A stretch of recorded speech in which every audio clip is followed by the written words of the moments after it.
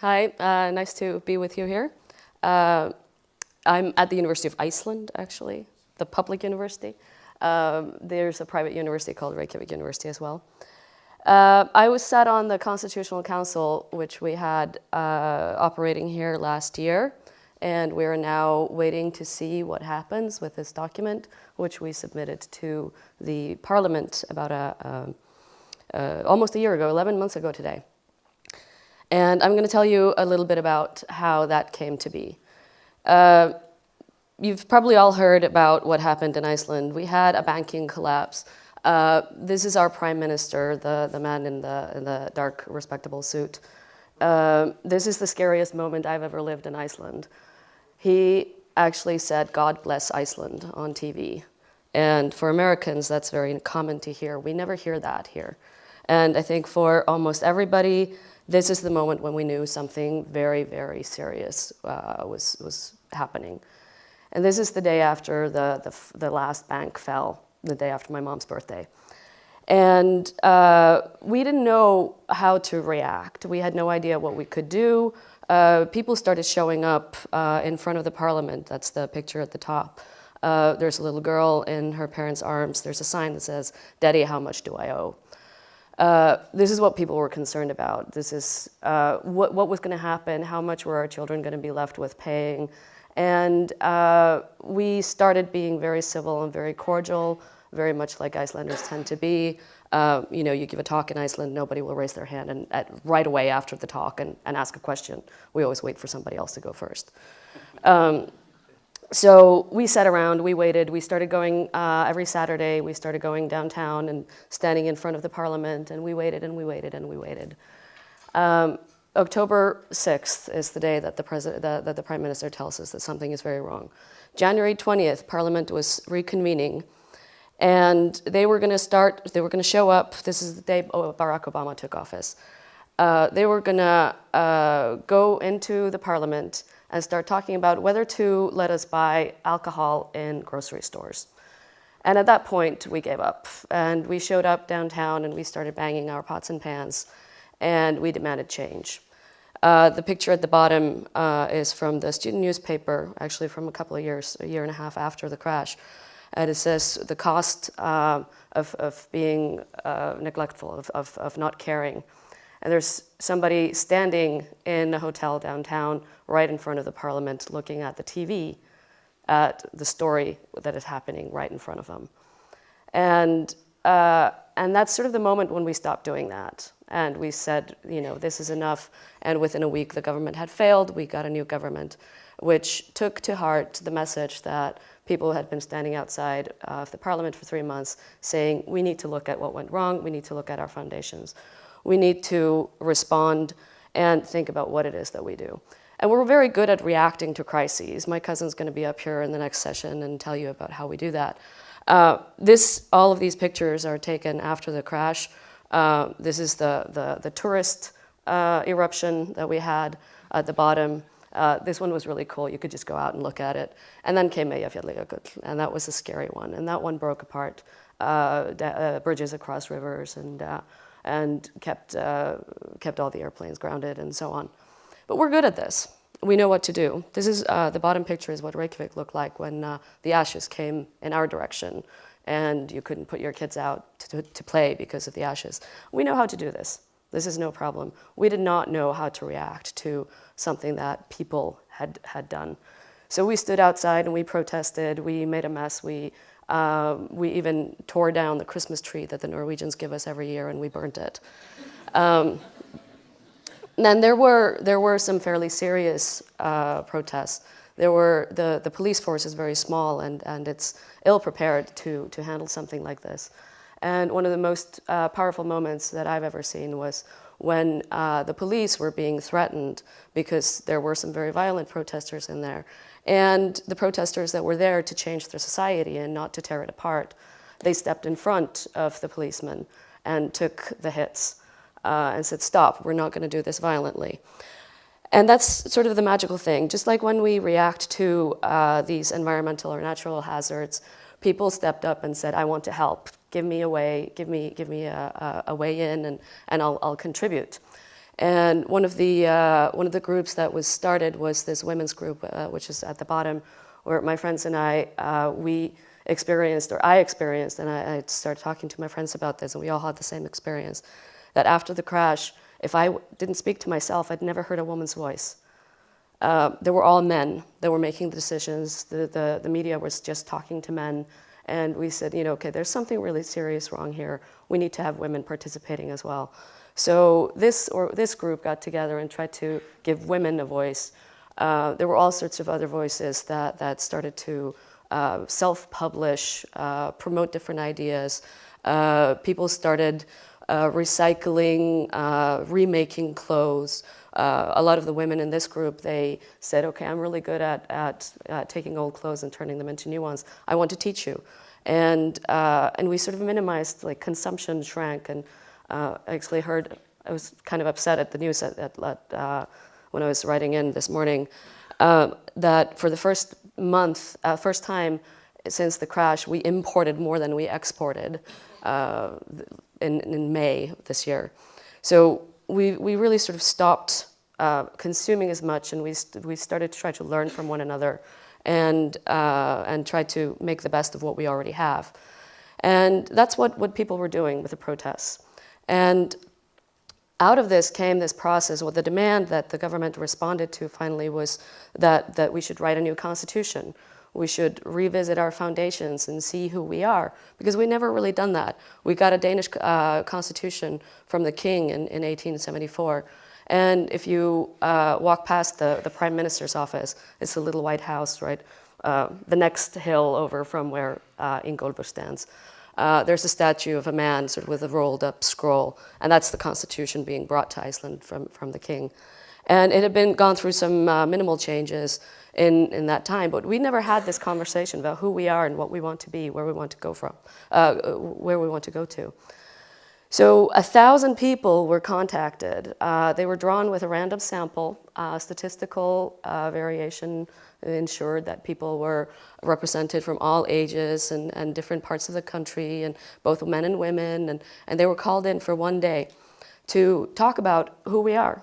What do you want? And these are the word clouds that came out of it. 950 people showed up as volunteers. They were paid a nominal fee for the day.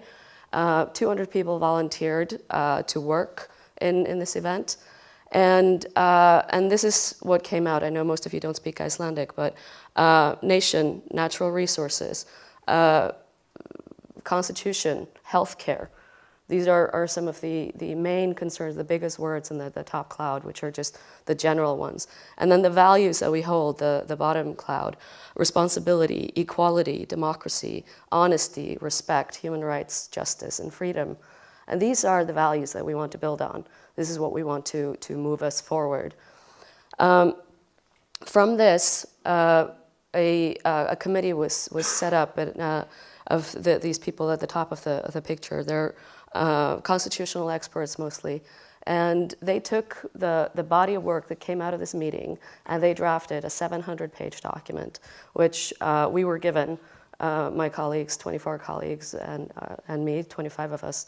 We were given this document with scholarly reports, with these ideas and the justifications of this general meeting of people, what they wanted to see in the Constitution. And my favorite is this little webpage screenshot that I put, the Constitution of the Youth. UNICEF and the Children's Ombudsman organized a few week-long series culminating in a 2-day event where young people up to 18 years old came together and wrote what they thought would be a good constitution and gave it to us. And so there were really like magical, inspiring things taking place leading up to this. There were also a lot of negative things, but I'm not going to go into them. We were delayed because of all sorts of glitches in the legislation and so on. But in the end, we got together. There were 25 of us working. We were given 3 months with a possibility of renewing for one more month to work. We got a small staff, And we spent a couple of weeks figuring out how we were going to do this, because there was nothing in the law or the parliamentary resolution in the end that told us how you're going to do this. It's just, here you go, write a constitution or fix the one that we have. And we broke up into committees, and we decided that we were going to we divided the issues that were listed in the parliamentary resolution, and we divided them up, and we broke into 3 committees. And we decided that we're going to work in an iterative way, that we're going to always go through everything, throw it out to the public, to one another, and then go back to it. And we're always going to try to make sure that we're as transparent and as open as we can. We got a lot of coverage in the international media saying that we were crowdsourcing. I wouldn't call it that, actually. We wrote everything out. We worked Mondays, Tuesdays. We worked in committees. In my committee, we made sure that we never took a text out of the room unless everybody in the committee could say, yeah, I'm fine with it. You didn't have to be 100% behind it, but if you said, no, I'm not okay with this at all, we wouldn't present it. On Wednesdays, we would get together with the other committees and we'd show them where we were. And if the other committees were okay, we would put the text out online, and then we would have an open meeting on Thursdays. And on Thursdays, everything would go online. We'd have open meetings. You could show up. A lot of people showed up to sit in the room with us. A lot of people, there were still, this is a screenshot I took just this morning, there were still over 5,500 likes on the Facebook page. And we put everything on Facebook, we put everything on Twitter, we ran a Flickr and a YouTube, and you name it, we did it. And on the webpage, this is the bottom 2 shots show you the chapter, the human rights chapter. And on the left-hand side, you see the first couple of articles. And on the right-hand side, you see our explanations. Why are we phrasing it like this? There's a link to previous versions. This is the second to final draft. This is a draft. It's not the final text. There may have been some very slight changes. So you can click on, like, what did this look like before? Why were the changes made? And at the bottom, you can see Facebook comments. We had more than 3,000 comments on Facebook, via Facebook, to the document. And we had 300 letters from people, not just in Iceland, but from all around the world that thought, this is cool, we should suggest things to them. And we got all sorts of ideas about different things that we maybe weren't thinking about. Some we got in there and some we didn't. But so this is the way that we did it. But nothing came into the document that we didn't pass through our committee. So it's not like we opened up a document and said, hey, let's write a constitution. Anybody just plug in whatever they feel like should be in there. So we spent 4 months like this. We actually did go out of town one day. Part of us, the 200th anniversary of Jón Sigurðsson, who's the hero of the Icelandic independence campaign. His statue stands in front of the parliament. His biggest dream was that Iceland would get a constitution of its own. And his 200th birthday was June 17th last year. So we went to his birthplace to celebrate it. But most of the time was spent, like the bottom 2 pictures, sitting around a table, 8 to 12, 15 people, plugging through text, looking at comments. Are we responding to the ideas that we're getting from other people? Are we in concert with what came from the National Assembly? Are we within the bounds of the law? Because we figured we can't really write something in the Constitution which can't be legislated. And this was often very difficult to explain to people who wanted us to just criminalize the banks or eliminate private property, which would have been interesting, but I don't think would have worked. So this is what we did for 4 months. We sat in a room and we talked. We talked until we were blue in the face. And we tried so hard to get to a consensus that in the end, I think that was one of the problems, that people got so focused on us having to deliver a consensus that we were getting a little timid of disagreeing. And that's where you get into a bit of a problem. So in the end, we ran out of time, and we spent the last 4 days in this big room. and we spent it voting. And that's where we lost some things. Like I didn't get in certain clauses that I thought were very important, and other people lost on issues that they thought were very important. So in the end, after all of this hard work, working on consensus and trying to sort of change the political culture, we resorted to majority rule.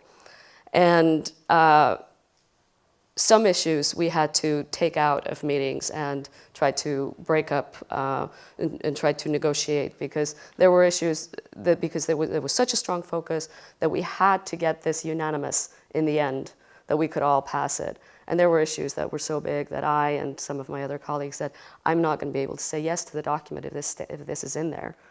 And then that was considered by some to be very forceful of us, that we were breaking up the consensus.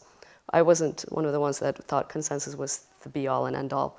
But so that's how we ended up doing this.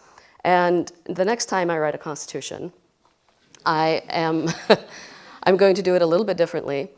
I would have a little bit of a break in between. We worked for 4 months straight. By the time that we got to this point, this is a word cloud of the final text, by the time we got to this point, we were so saturated with our own ideas that we couldn't separate the trees from the forest. And we would have had to have a little bit of a break in between. From the time that we got the document done, we should have left it and come back to it in a couple of months. But that's the problem often, I think, in a small community. You have to get everything done really quickly. You have to finish things right away. And that's because that's the way we're used to it. Everybody just shows up and gets it done. And this is a little bit different. So it's, this document is now, sort of ironically, the biggest word there is parliament, Alþingi. Alþingi has the trust of about 9% of the population at the moment. And we are saying Alþingi is the most important institution in the country. I think it is, and I hope that they have the good fortune of doing what is best for all of us and get this through in the next year. And after that, you can really call me a founding mother. Thank you.